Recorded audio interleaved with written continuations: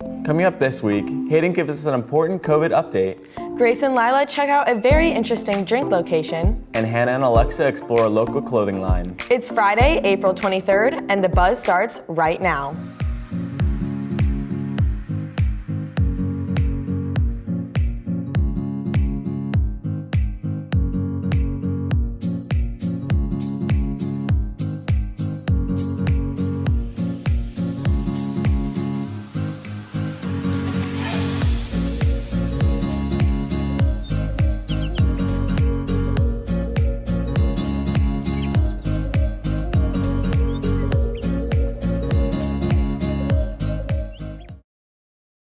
Happy Friday, Fort Mill. I'm Michael. And I'm Hannah. With summer right around the corner, our spring season is wrapping up. Here's Delaney to catch us up on all things sports.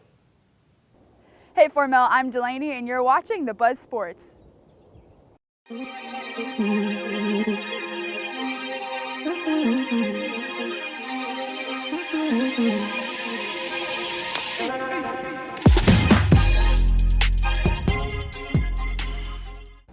Varsity baseball had a triple header against Gaffney this week. On Monday, the boys won 9-1. On Wednesday, the boys traveled to Gaffney and won 19-4. And the boys will battle against Gaffney tonight at home for the final game. Varsity softball batted up against Boiling Springs on Tuesday and won 9-1. On Thursday, the girls challenged Lancaster and won 9-0. And the girls will challenge Gaffney tonight. Varsity boys golf faced off against Clover on Tuesday for their senior night and won with a score of 151. On Thursday, the boys challenged Northwestern and South Point and won with a low score of 142 and are now 11-0. Varsity boys soccer clashed with NAFO on Wednesday and won 2-1. And the boys will battle Clover tonight. Varsity girls soccer battled NAFO on Tuesday and won 2-1. And the girls will face off against Clover tonight at home. Varsity boys and girls lacrosse played NAFO on Tuesday. The boys won 11-10 in a close double overtime, and the girls secured a blowout 15-6 win over NAFO in the first round of playoffs. Both teams played against JL Mann on Thursday in the second round. The boys lost 11-4, and the girls will advance with a 17-1 win. Varsity boys tennis clashed against Northwestern on Monday and won 6-0. On Tuesday, the boys battled NAFO and lost 2-0. The track team had their only home meet of the season against NAFO on Monday for their senior night and won. And on Wednesday, the team traveled down to Boiling Springs and won with a clean sweep. The Buzz has started working on the senior sports montage. Seniors need to submit their favorite sports photos or videos to the Buzz social media on Instagram or Twitter. Please submit the photos by the first week of May. I'm Delaney reporting for the Buzz Sports. Thanks, Delaney. It's great to see our athletes continuing their dedication even with summer approaching. Our Fort Mill athletes have still been working hard, despite all the challenges that the pandemic brings us. Here's Hayden to give us an update on the COVID situation. With more people getting the COVID vaccine and the availability being spread to most students, there is confidence that the end of the pandemic is finally near. But it's not quite time to celebrate yet. With spring break ending and people coming back from their vacations, it's possible that we can see another spike in COVID rates. That being said, it's important to get the vaccine as early as possible. For those of you who aren't sure what the COVID vaccine is, the vaccine works by producing protection against the disease as a result of developing an immune response to the COVID virus. Developing immunity through vaccination means that there's a reduced risk of developing the illness and its consequences. The immunity helps you fight the virus if ever exposed. To put it simply, there are 3 different types of COVID vaccines: mRNA, protein subunit, and vector vaccines.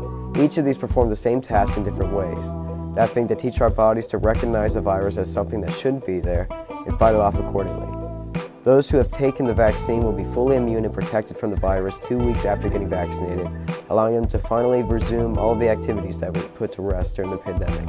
The vaccine is now available to people ages 16 and up, and with 27% of South Carolina being vaccinated as of yesterday, it's safe to say that each vaccination is one step closer to the end of the pandemic.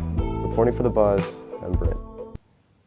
Thanks, Hayden. It's important to stay updated on COVID with new information coming in daily. Quarantine has given the people the opportunity to express themselves and get creative with their extra free time. Alexa and I sat down with a Fort Mill student who used their creativity to create a business of their own. My name is Zach, and I am in 12th grade, so I'm a senior. My brand is Misery Hotel.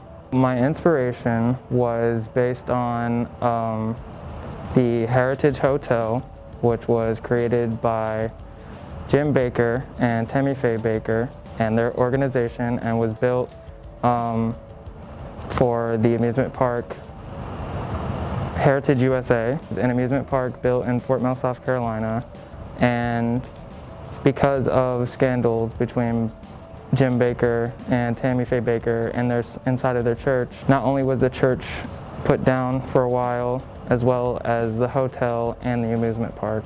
It glooms over the entire town, and it's probably the most interesting story about Fort Mill. My favorite part about designing is intricating like different aspects of like creepiness and like glim, and like still having like a meaning to it. So like using like different things of pop culture. My brand right now is just very local. The biggest thing for this brand was implicating the locality of Fort Mill and also making it a universal brand that everybody could love. I usually market my clothing brand by doing Instagram ads. I also have my own website, and so sending like links to people makes it more accessible and easier. I have collaborated, so there is a Instagram account called Sean One Drawing. I've collaborated with him, and he has done 2 designs for me, as well as a former student here, Maggie Deere, who has actually did this design for me. One thing I did over the summer was I made a few t-shirts in remembrance of George Floyd. You feel like it's your creation and you can take pride in it. What I would like people to know about Misery Hotel is that it is not just a brand about like a creepy story about an old hotel that's abandoned now. It's more for the people in Fort Mills, especially, that stand out and maybe feel like they don't belong with the normal crowd.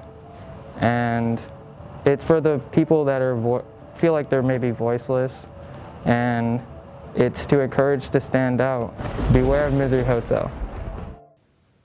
Thanks, guys. I will definitely be checking out this clothing line in the future. Me too. It's important to support businesses in this time of need, which is why Lila and Grace took another trip to Charlotte to visit Kung Fu Tea. This week, we headed into Uptown Charlotte to check out Kung Fu Tea.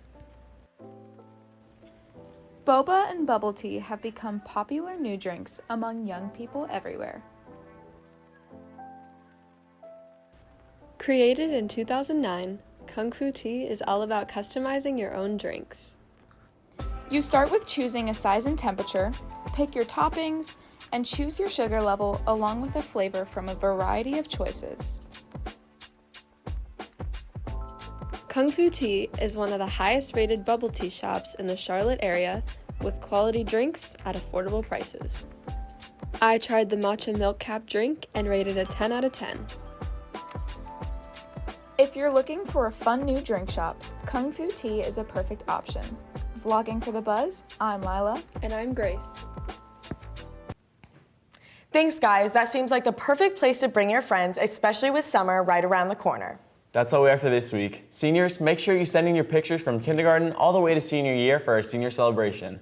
Next week, Emma and Sophie will be back with another great show. So until next time, I'm Michael. And I'm Hannah. Have a wonderful weekend, Fort Mill.